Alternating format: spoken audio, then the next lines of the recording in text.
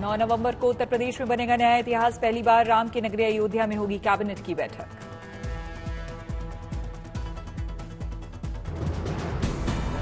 अयोध्या पहुंचेंगे सभी मंत्री। राम कथा धाम में कैबिनेट की बैठक। अयोध्या को लेकर हो सकते हैं कई बड़े फैसले।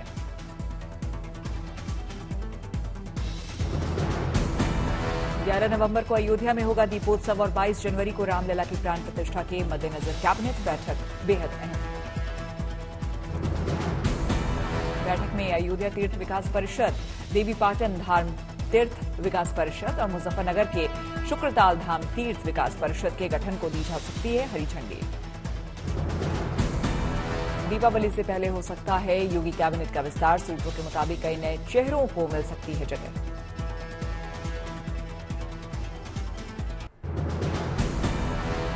भव्य दीपोत्सव के लिए सज संवर रही है रामनगरी अयोध्या। पोस्टर्स पर चित्रों और लेखों के माध्यम से रामायण का साथ। दीपोत्सव पर नए रूप में दिखेगी अयोध्या। राम मंदिर की ओर जाने वाली सड़कों को दिया जा रहा है स्मार्ट लुक। रामपथ, भक्तिपथ, 14-15 कोसी मार्ग का हो रहा है सड़कों का सौंदर्यीकरण। दीपोत्सव को लेकर अंतिम पड़ाव में पहुंची तैयारियां।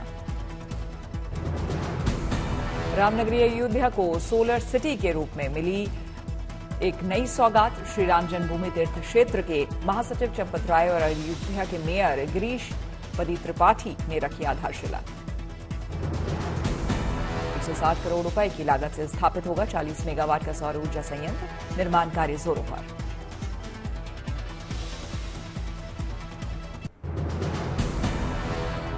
प्रदूषण से जंग के मोर्चे पर हौसला बढ़ाने वाली खबर। दिल्ली में आर्टिफिशियल रेन कराने की तैयारी। केजरीवाल सरकार के मुताबिक दिल्ली में 21 या 22 नवंबर को करवाई जा सकती है आर्टिफिशियल बारिश।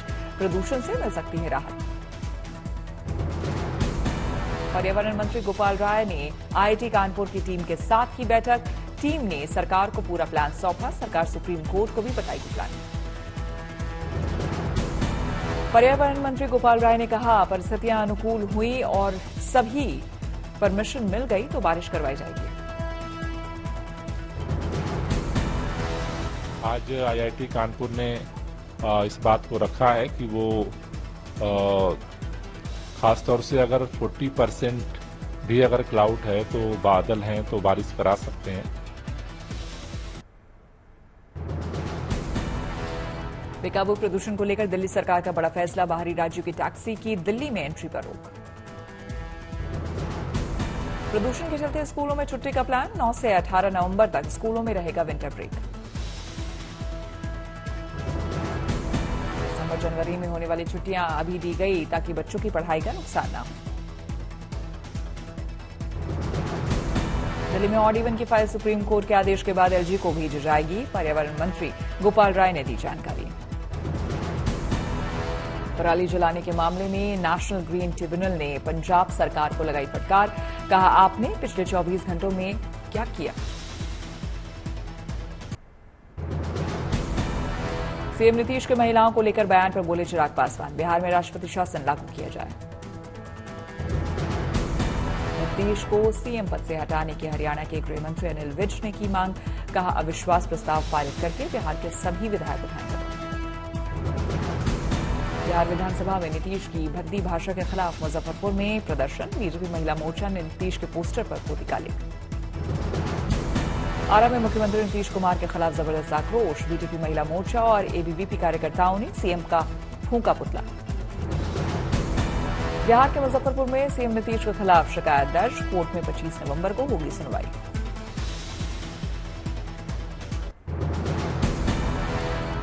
विधानसभा में दिए गए आपत्तिजनक बयान को लेकर बिहार के सीएम नीतीश कुमार का यू टर्न। सदन के अंदर और बाहर मांगी माफी। विधानसभा में आते ही बीजेपी महिला विधायकों ने मुख्यमंत्री को घेरा। सीएम नीतीश ने कहा, मेरे बयान से कोई आहत हुआ तो माफी मांगता हूं।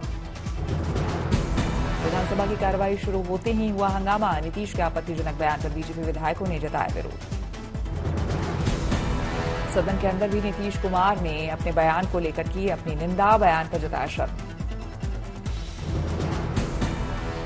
मैं अपनी निंदा करता हूं। मैं दुख प्रकट करता हूं कि मेरे किसी एक शब्द के चलते अगर किसी को तकलीफ हुई है तो हम आपने मुख्यमंत्री शर्म करें।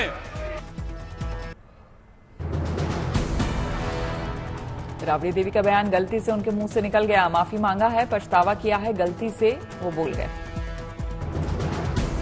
दिल्ली में नीतीश कुमार के खिलाफ बीजेपी का प्रदर्शन, बिहार भवन के बाहर नारेबाजी। आरसीपी सिंह ने कहा, नीतीश कुमार मानसिक रूप से बीमार हो चुके हैं, पार्टी वाले पहले उनका इलाज कराएं। लगाए तो मैं माफी मांगता हूं। ये कोई शब्द है क्या? आपको तो ऐसा बोलना नहीं चाहिए। अगर बोले तो उसी वक्त आपको उसको वापस लेना चाहिए था। को रिप्रेजेंट कर रहे हैं, उनसे हमें माफीनामा नहीं राजीनामा चाहिए, क्योंकि ऐसे व्यक्ति को राजनीति में रहने का कोई अधिकार नहीं जो महिलाओं की उनके चरित्र पे बात करे और उनकी पैदाइश पे उंगली उठाए। मध्य प्रदेश के चुनावी समर में प्रधानमंत्री मोदी ने संभाली कमान, दमोह, गुना और मुरैना में जनसभा को किया संबोधित। जनसभा में प्रधानमंत्री मोदी ने नीतीश कुमार के आपत्तिजनक बयान पर जताई तीखी प्रतिक्रिया, खड़ी किए सवाल। अलायंस के नेता ने विधानसभा के अंदर जिस सभा में माताएं बहनें भी मौजूद थी, कोई कल्पना नहीं कर सकता है ऐसी भाषा में बत्ती बातें की। विपक्षी गठबंधन पर निशाना साधते हुए प्रधानमंत्री ने कहा, इंडिया अलायंस के किसी नेता ने इस बयान के खिलाफ एक शब्द नहीं बोला। इंडिया अलायंस का एक भी नेता माताओं बहनों के इतने भयंकर अपमान के खिलाफ एक शब्द बोलने के लिए तैयार नहीं हुआ। दमोह की जनसभा में प्रधानमंत्री मोदी ने कांग्रेस पर साधा निशाना, कहा कांग्रेस से सतर्क रहने की जरूरत। प्रधानमंत्री मोदी ने बीजेपी सरकार के कार्यकाल की गिनाई उपलब्धियां, कहा आज जमीन से लेकर आसमान तक भारत का गुणगान हो रहा है।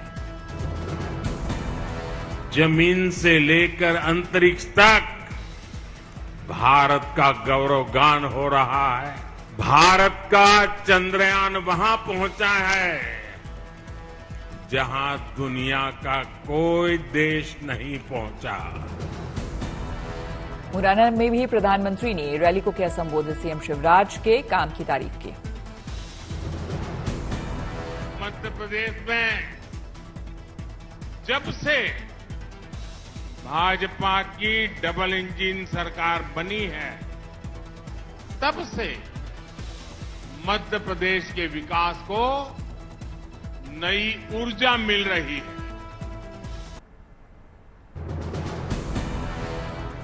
9 नवंबर को भी प्रधानमंत्री मोदी का मध्य प्रदेश में तूफानी चुनाव प्रचार, सतना, छतरपुर और नीमच में जनसभा को करेंगे संबोधित। प्रधानमंत्री और मध्य प्रदेश और राजस्थान चुनाव को लेकर बीजेपी सांसद मनोज तिवारी का अनूठा प्रचार, गाने के जरिए बीजेपी की जीत का जताया भरोसा। मध्य प्रदेश उमड़ के बोला, अब रंग ले बसंती चोला।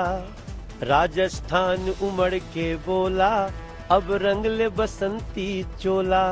सत्ता में रह के जो सट्टा काहे खेल वो खेला। मध्य प्रदेश के राजगढ़ में सीएम शिवराज ने रैली में जनता से कहा, आपकी भलाई और बेहतरी के लिए मैं मुख्यमंत्री बना हूं, कांग्रेस ने तो पूरे प्रदेश को तबाह कर दिया। बीजेपी के वरिष्ठ नेता लालकृष्ण आडवाणी ने मनाया अपना 56वां बर्थडे। जन्मदिन पर उनके घर बधाई देने पहुंचे प्रधानमंत्री, अमित शाह और राजनाथ सिंह।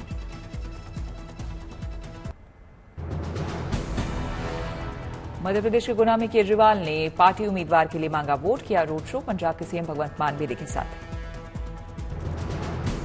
मध्य प्रदेश के छतरपुर में समाजवादी पार्टी के अध्यक्ष अखिलेश यादव ने किया रोड शो, कार्यकर्ताओं में दिखा जबरदस्त उत्साह। सूत्रों के हवाले से खबर, एथिक्स समिति ने महुआ मोइत्रा की संसद सदस्यता खत्म करने की सिफारिश की।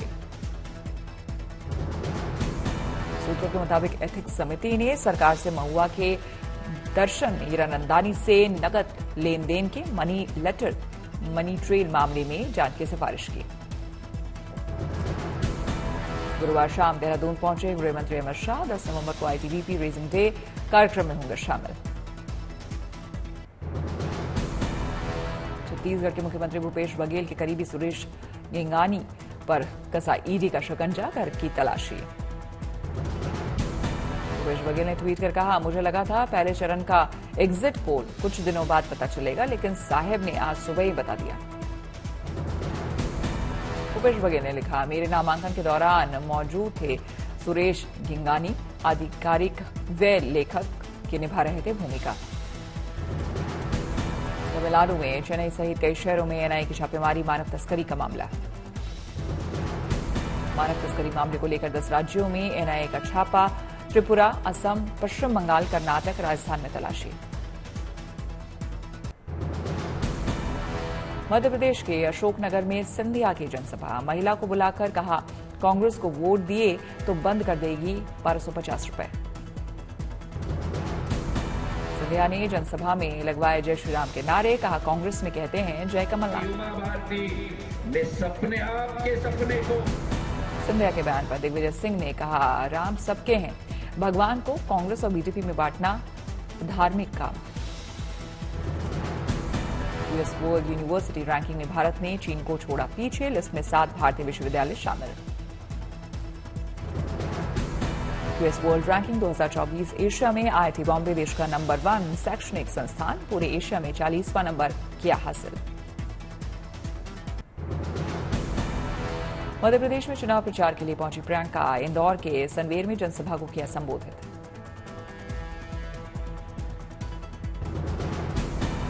9 नवंबर को छत्तीसगढ़ के चुनावी दौरे पर रहेंगे गृह मंत्री अमित शाह, जशपुर सहित कई जगहों पर कार्यक्रम।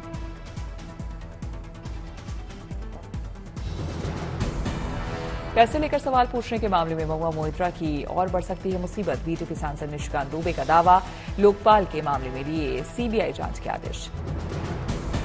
पार्टी केस में एल्विश यादव की बड़ी मुश्किल, नोएडा पुलिस ने दोबारा पूछताछ के लिए बुलाया, आरोपियों को सामने बिठाकर सवाल जवाब। राजधानी दिल्ली में 1000 जगहों पर की जाएगी छठ पूजा, तैयारियां शुरू, पर्यावरण मंत्री गोपाल राय ने दी जानकारी।